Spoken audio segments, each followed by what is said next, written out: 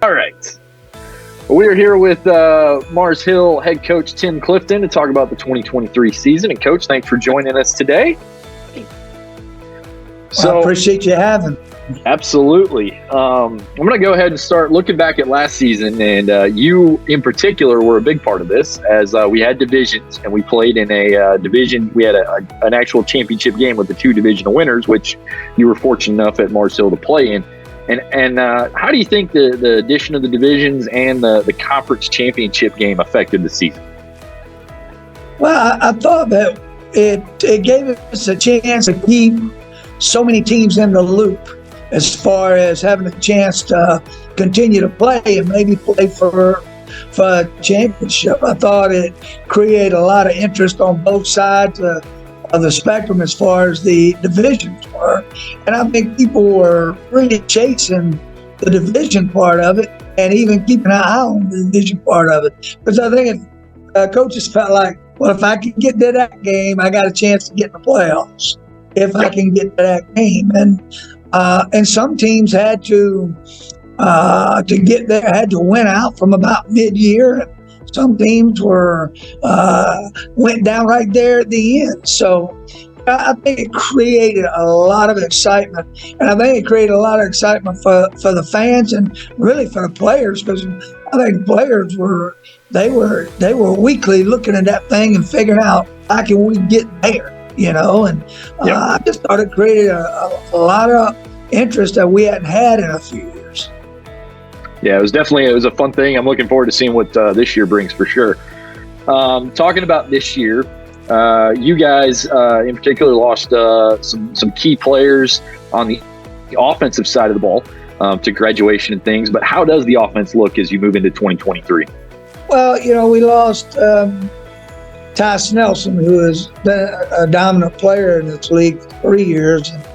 We lost a starting quarterback, Jimmy Ursula, who for 3 years was our starting QB, and we lost a center up front. So we lost. It's almost like baseball. We lost our tailback. So they all graduated. So it's sort of like baseball, where you lose your middle infield, your center field, your catcher, and your pitcher. The rest of it's there, right down the chute. Right down the middle is gone. Yeah. And that's what it sort of reminds me of. But I think in this league, the teams that have got the veteran quarterbacks that have played a lot in this league, they're usually the ones that are pretty good. And we got some work to do. We got several guys battling for that job, and we got a whole group battling for running back. So. I think it's going to be an interesting fall for us. We're lucky that both our offensive tackles are back and both our guards are back. And one of our tight ends is back and 2 starting receivers are back. So that helps, So now, you got to fill the need at center, quarterback, and a running back. Well, let's flip to the other side of the ball. You actually have some decent returners coming back on the defensive side of things, some all-conference, all-region players. How's the defensive look? Well, I think up front we've got 4 guys that started last year. They're back, and 2 of their backups are back. So, we really have that defensive front. Everybody's back, and at linebacker, we've got those guys back in Honeycutt. Fitzpatrick will be back from an injury. And then we got Jake Watson, who played really well for us last year. Askew, who played outside linebacker. Carter played outside linebacker. So, and in that front up there, they got Amboni that was all conference, Boris, Lewis, and then Tarshawn Reed's in that group that have all played. So we're excited about that. And then in the secondary, we got Tristan Rankin, and Monroe Sanders returning. And then Lavelle Williams started at safety for us last year. So there's about 10 of those guys back that started for us last year. And the 2 tackles we got on offense, I think Bullock and Andreas, I think they're as good as anybody in the league. Those. your guys. And Skinner and guard is back for his third year, and Stephen, he's back for his second year. So I think we've got some areas that are really solid. Now can we just, piece it in and see? You mentioned a lot of key players and a lot of good returners. Who do you think is the one guy or the one maybe position that you see is like, hey, if they step up, I feel we've got a lot of chance for success?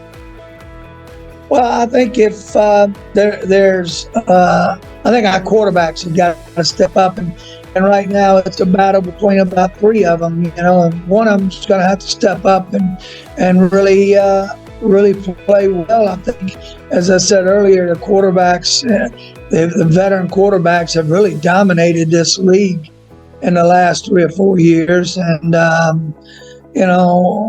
we got 3 guys that'll be battling for it, and I think that's going to be the key. Who can step in and give us what we need to be stable at that position. Looking at your schedule, you guys, you obviously we've got a tough conference schedule and things, but as your team comes back, what do you think is the one game they're looking at? They say, "Hey, coach, that's the game we really want to win," as they come into this year. Well, I hope to say every dang one of them. Right? We it's such a tough conference. We open with Wingate, on a Thursday night.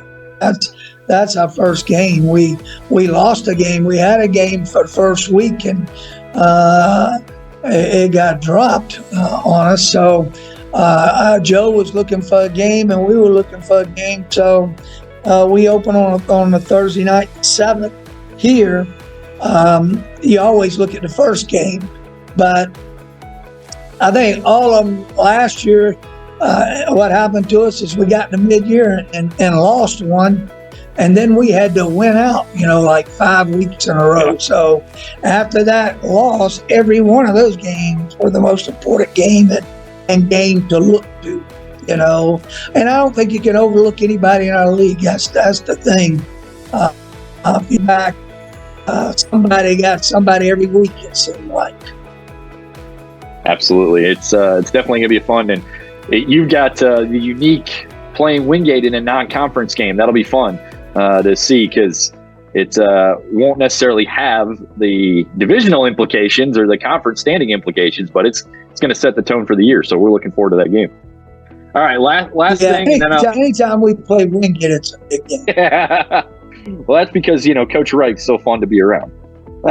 Yes. All right. So as last question here, and then I'll let you go.